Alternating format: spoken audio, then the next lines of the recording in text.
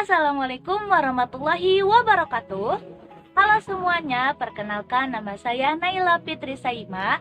Saya sebagai moderator untuk menjelaskan tentang identifikasi perkembangan filsafat dari masa ke masa.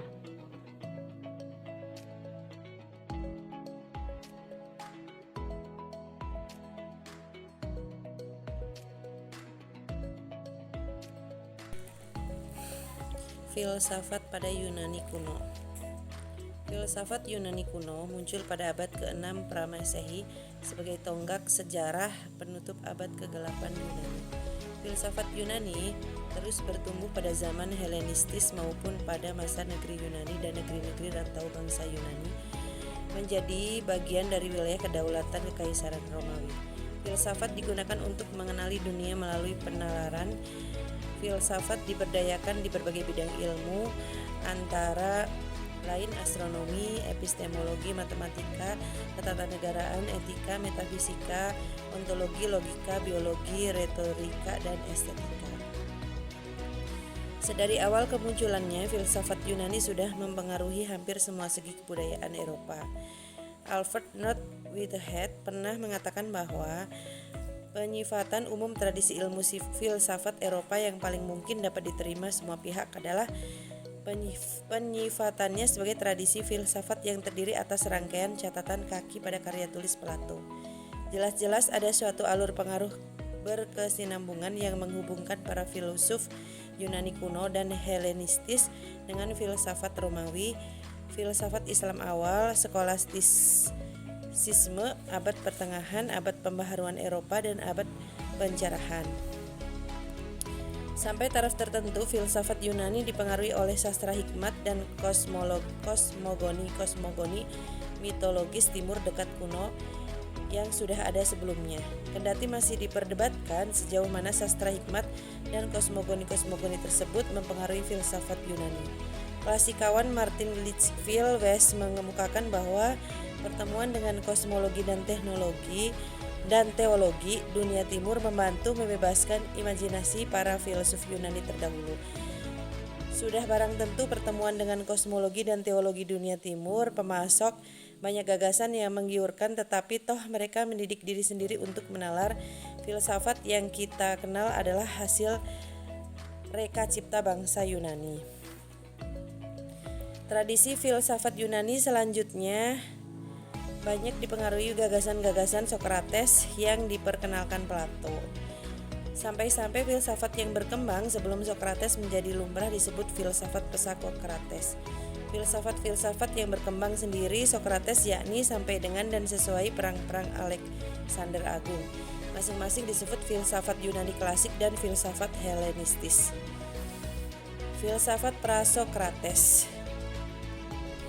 Kelaziman melekatkan kebutuhan kaum pesokrates kepada para filsuf yang berkiprah sebelum Sokrates wafat dipelopori oleh Hermann Diel lewat bukunya yang terbit pada tahun 1903.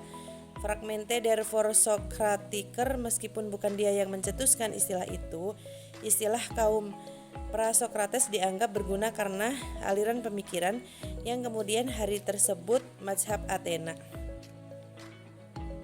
atau khazanah gagasan Sokrates, Plato, dan Aristoteles, mengisyaratkan munculnya suatu pendekatan baru terhadap filsafat. Menurut Friedrich Nietzsche, perkembangan tersebut bermula dari Plato, bukan dari Sokrates. Dan oleh karena itu, ia mencetuskan istilah filsafat pra-Plato. Meskipun demikian, istilah filsafat pra-Plato tidak mampu menggeser istilah prasokrates. Kaum pesokrates lebih suka berkutat dengan kosmologi, ontologi, dan matematika. Yang membedakan mereka dari kaum bukan filsuf hanyalah penolakan mereka terhadap penjelasan-penjelasan mitologis, lantaran lebih meminati wacana-wacana hasil penalaran. Mazhab Miletos. Thales orang Miletos yang disebut Aristoteles sebagai filsuf pertama mengajarkan bahwa segala sesuatu berasal dari satu zat kebendaan yang sama, yaitu air.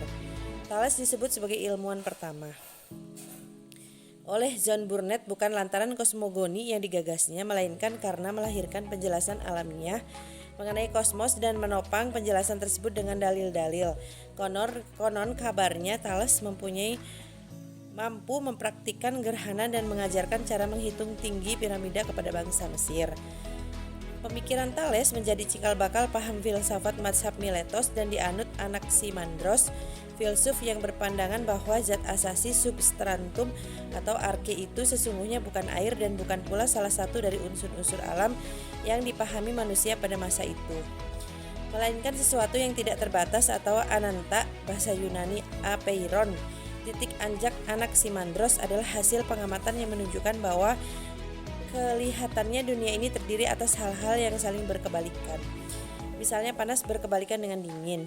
Tetapi suatu hal dapat saja berubah menjadi kebalikannya. Misalnya panas berubah menjadi dingin. Oleh karena itu mustahil suatu hal sungguh-sungguh merupakan lawan dari kebalikannya. Malah kedua-duanya mestilah sama-sama merupakan perwujudan dari suatu kesatuan asasi yang bukan kedua-duanya. Mustahil kesatuan asasi substantum atau arke ini adalah salah satu dari unsur-unsur alam, karena masing-masing unsur alam memiliki satu ekstrim yang berkebalikan dengan ekstrim lain.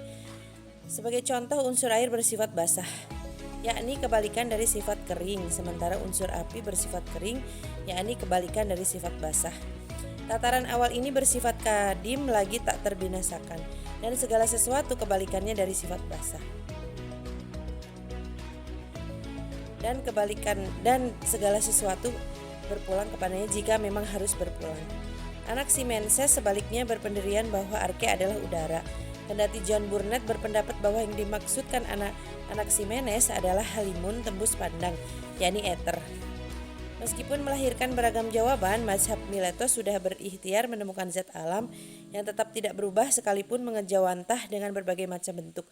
Dan oleh karena itu, ikhtiar mereka merupakan salah satu upaya ilmiah perdana untuk menjawab pertanyaan yang kelak menuntun manusia kepada pengembangan teori atom modern. Para filsuf Miletos, kata Burnet, berusaha mencari tahu dari segala sesuatu. Xenophanes. Ciri khas pemikiran filsafat pada masa abad pertengahan. Berikut adalah beberapa ciri khas pemikiran filsafat pada masa abad pertengahan sekitar abad 5 hingga 15 Masehi. 1. Teosentris. Pemikiran filsafat pada masa abad pertengahan dicirikan oleh dominasi agama, khususnya Kristen Katolik. Hal ini tergambar dalam filsafat dengan fokus utama pada Tuhan dan hubungan antara manusia dengan Tuhan. Filsafat menjadi alat untuk memahami ajaran agama dan membenarkan keyakinan Kristen. 2. Keterkaitan erat dengan teologi. Karena fokus pada Tuhan, filsafat dan teologi pada masa ini tidak dapat dipisahkan. Banyak filsuf juga merupakan teolog dan karya-karya filsafat mereka dipenuhi dengan argumen-argumen teologis. Filsafat digunakan untuk memperjelas dan mempertahankan dogma gereja. 3. Penggunaan Aristoteles sebagai otoritas. Pemikir abad pertengahan banyak mengadopsi dan mengomentari karya-karya filsuf Yunani kuno, khususnya Aristoteles. Karya-karya Aristoteles dianggap sebagai sumber kebenaran yang tidak perlu diragukan. Namun, para filsuf abad pertengahan sering berusaha menyelaraskan pemikiran Aristoteles dengan ajaran Kristen. 4. Metode skolastik. Filsafat pada masa ini ditandai dengan metode skolastik, yaitu metode penalaran dan debat logis yang sistematis. Filsuf abad pertengahan sering juga mengajukan pertanyaan filosofis, kemudian menyajikan argumen-argumen untuk melawan berbagai posisi serta berusaha mencapai sintesis atau kesimpulan yang sesuai dengan ajaran gereja. 5. Fokus pada masalah-masalah metafisika dan epistemologi. Selain teologi, filsuf abad pertengahan juga tertarik pada masalah-masalah metafisika dan epistemologi seperti sifat realitas, eksistensi Tuhan, dan kemungkinan pengetahuan. Namun, pembahasan masalah-masalah ini dibatasi oleh kerangka berpikir Kristen. 6. Munculnya aliran-aliran filsafat. Meskipun abad pertengahan sering dianggap sebagai periode dengan filsafat yang seragam, sebenarnya ada beberapa aliran filsafat yang berbeda berkembang seperti Agustinianisme, Thomisme, Fransiskanisme, dan Occamisme. Masing-masing aliran memiliki penekanan interpretasi tersendiri terhadap ajaran Kristen dan pertanyaan filosofis. 7. Pengaruh terhadap perkembangan ilmu pengetahuan. Pemikiran filsafat pada abad pertengahan, meskipun fokus utamanya pada teologi, tetap memberikan kontribusi penting terhadap perkembangan ilmu pengetahuan. Metode skolastik melatih keterampilan berpikir kritis dan debat logis. Dan para filsuf abad pertengahan juga berkontribusi pada bidang-bidang seperti logika, linguistik, dan etika. Tokoh-tokoh filsafat abad pertengahan dan pokok-pokok pemikirannya. 1. Agustinus dari Hippo, 354-430. Seorang teolog dan filsuf Kristen yang dianggap sebagai Bapak Gereja Barat. Pemikirannya yang paling terkenal adalah tentang eksistensi Tuhan, kebebasan berkehendak, dan doa asal. 2. Boethius, 480-524. Seorang filsuf, penyair, dan teolog Kristen yang menulis tentang Consolatio Philosophiae, sebuah karya filsafat yang membahas tentang penderitaan dan makna kehidupan. 3. Johannes Scotus Eriugena, 815-877. Seorang filsuf Irlandia yang menggabungkan pemikiran Kristen dengan filsafat Yunani, khususnya Neoplatonisme. 4. Anselmus dari Canterbury, 1033-1109. Seorang teolog dan filsuf Kristen yang terkenal dengan argumen ontologisnya tentang eksistensi Tuhan. 5. Petrus Abelardus, 1079-1142. Seorang filsuf dan teolog Kristen yang terkenal dengan argumennya tentang cinta dan kebebasan berkehendak. 6. Albertus Magnus, 1200-1280. Seorang filsuf dan teolog Kristen yang juga seorang ilmuwan dan dokter. Ia dikenal sebagai Doctor Universalis karena pengetahuannya yang luas. 7. Thomas Aquinas, 1225-1274. Seorang filsuf dan teolog Kristen yang dianggap sebagai salah satu pemikir paling berpengaruh dalam sejarah filsafat Barat. Pemikirannya yang paling terkenal adalah tentang sintesis antara filsafat Aristoteles dan teologi Kristen. 8. Bonaventura, 1221-1274. Seorang filsuf dan teolog Kristen yang juga seorang Fransiskan. Pemikirannya yang paling terkenal adalah tentang cinta sebagai jalan menuju Tuhan. 9. William of Ockham, 1285-1347. Seorang filsuf dan teolog Kristen yang terkenal dengan prinsip Ockham's Razor, yaitu prinsip ekonomisme yang menyatakan bahwa penjelasan yang paling sederhana adalah yang paling mungkin benar. Ciri-ciri pada masa Renaissance yang pertama adalah pemulihan warisan klasik, yang berarti keinginan untuk memulihkan dan mengeksplorasi kembali karya-karya filsafat klasik seperti Plato, Aristoteles, dan Cicero. Yang kedua adalah humanisme. Ciri yang kedua bahwa menekankan martabat manusia, juga pemahaman terhadap potensi manusia, dan fokus pada pencapaian manusia sebagai individu. Yang ketiga, yaitu pemisahan ilmu dan filsafat dari teologi. Renaissance menciptakan pergeseran dari dominasi teologi ke pemikiran yang lebih rasional dan empiris, membuka jalan bagi perkembangan ilmu pengetahuan modern. Keempat, yaitu individualisme. Pemikiran Renaissance menyoroti kebebasan individu, eksplorasi diri, dan kebebasan berekspresi. Yang kelima, penggunaan metode ilmiah. Filsuf dan ilmuwan Renaissance mulai mengadopsi pendekatan ilmiah dalam memahami alam semesta dan menandai awal dari metode ilmiah modern. Yang keenam, yaitu optimisme tentang kemampuan manusia. Pemikiran Renaissance mengekspresikan optimisme terhadap kemampuan manusia untuk mencapai pengetahuan yang lebih modern, kebijaksanaan, dan pencapaian yang luar biasa. Yang ketujuh, pengembangan estetika dan seni. Pemikiran Renaissance merangsang perkembangan seni dan estetika, menghargai keindahan, simetri, dan proporsi yang diambil dari prinsip-prinsip klasik. Yang kedelapan, yaitu penekanan pada rasio dan akal budi. Renaissance menekankan penggunaan rasio dan akal budi sebagai sarana untuk memahami dunia dan mencapai pengetahuan yang lebih dalam. Tokoh-tokoh pada masa Renaissance beserta pokok-pokok pemikirannya.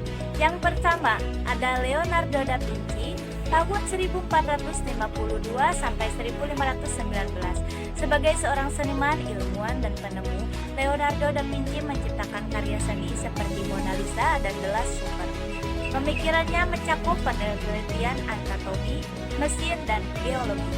Yang kedua adalah Niccolo Machiavelli, yaitu tahun 1469 sampai 1527. Dikenal dengan karyanya The Prince. Machiavelli menggunakan pandangan realpolitik yang praktis dan sering dianggap kontroversial dalam hal kekuasaan politik.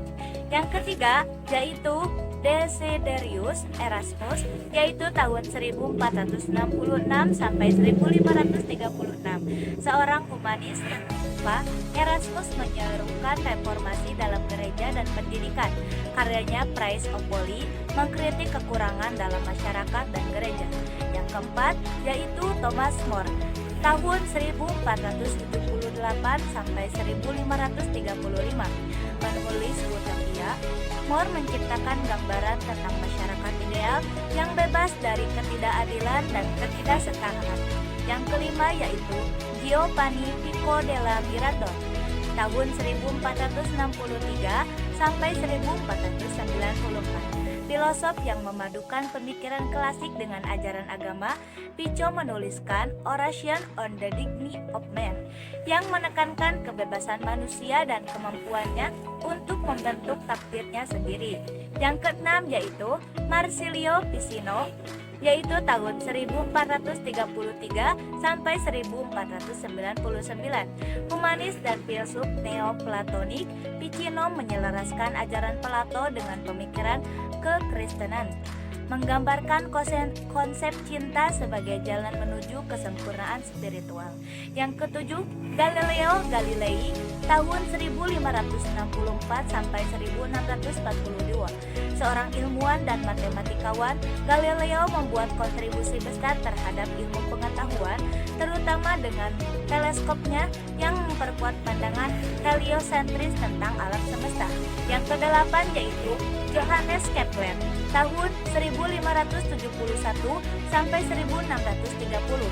Astronom yang mengembangkan hukum gerak planet, Kepler membuat kontribusi signifikan terhadap pemahaman kita tentang sistem tata surya, yaitu Michel de Montaigne, tahun 1533 sampai 1592.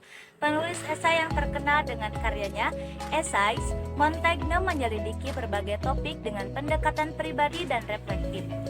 Yang ke-10 yaitu William Shakespeare, tahun 1564 sampai 1616. Seorang dramawan dan penyair terkenal, Shakespeare menciptakan karya-karya seperti Hamlet, Romeo and Juliet, dan Macbeth yang mendalam dan mendalam. Semua tokoh-tokoh yang telah disebutkan di atas, mereka semua sangat berkontribusi pada perkembangan pemikiran, seni, dan ilmu pengetahuan pada masa Renaissance, menciptakan fondasi bagi transformasi budaya yang signifikan. Bismillahirrahmanirrahim. Assalamualaikum warahmatullahi wabarakatuh. Memperkenalkan, nama saya Daris Abdi Salam. Mau menjelaskan filsafat di dunia timur.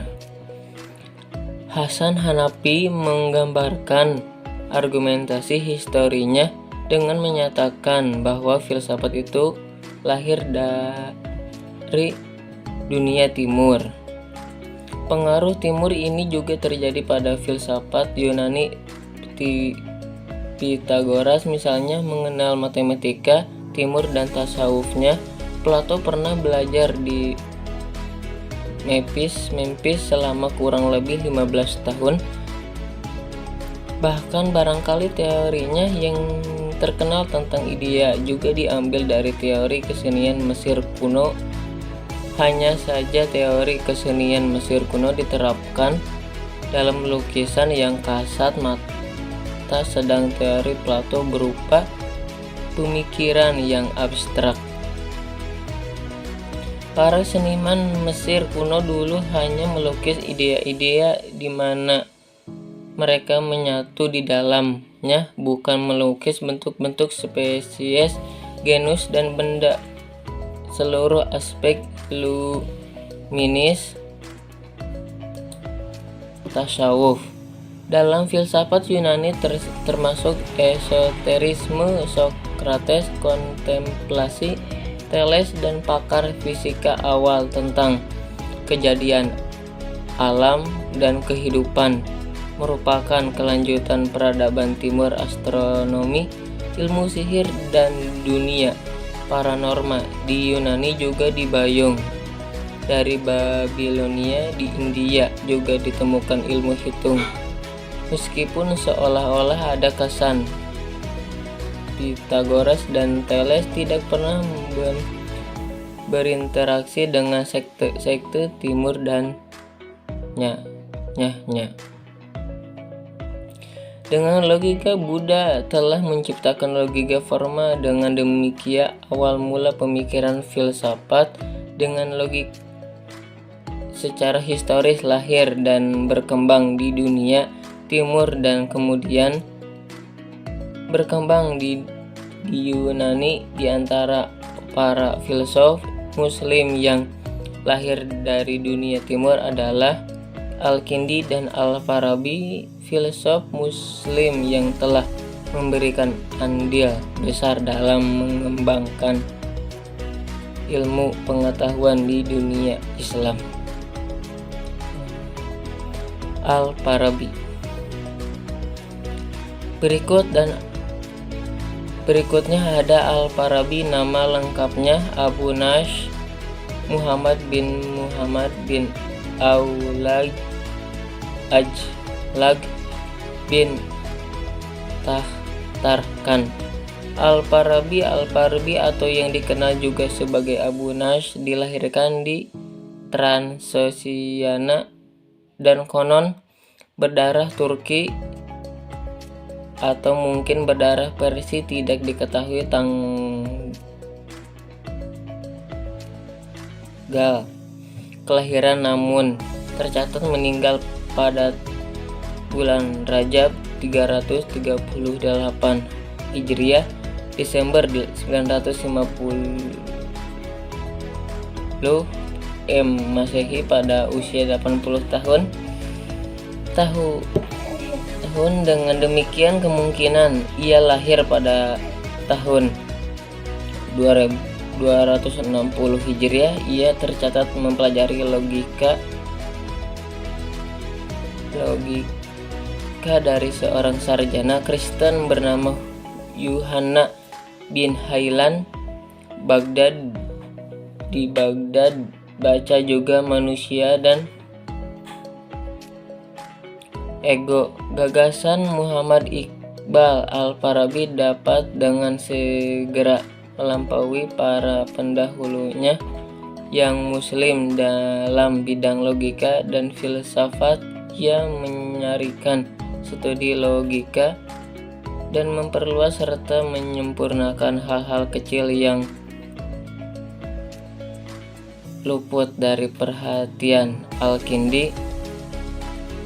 Ia melanjutkan usaha Al-Kindi untuk memadukan falsafah Yunani dan Islam. Ibnu Sina.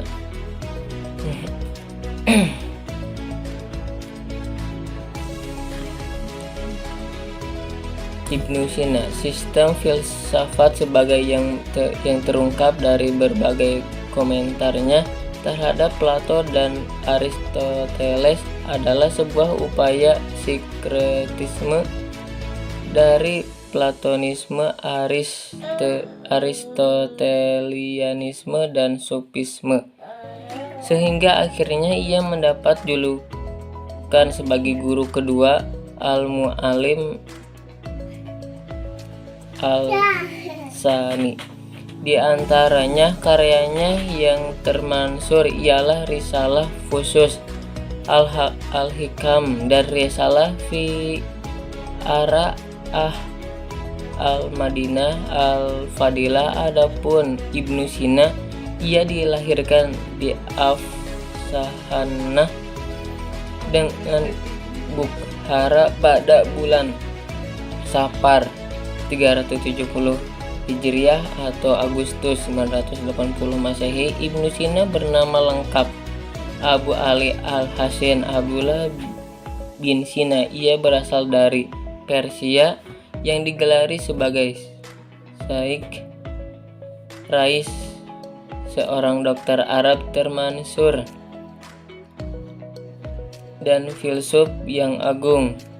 Disebut bahwa pada usia 10 Sekian penjelasan yang dapat kami sampaikan. Mudah-mudahan dapat membantu kalian jika kalian ingin mengetahui lebih dalam tentang filsafat. Wabillahi taufik wal hidayah. Wassalamualaikum warahmatullahi wabarakatuh.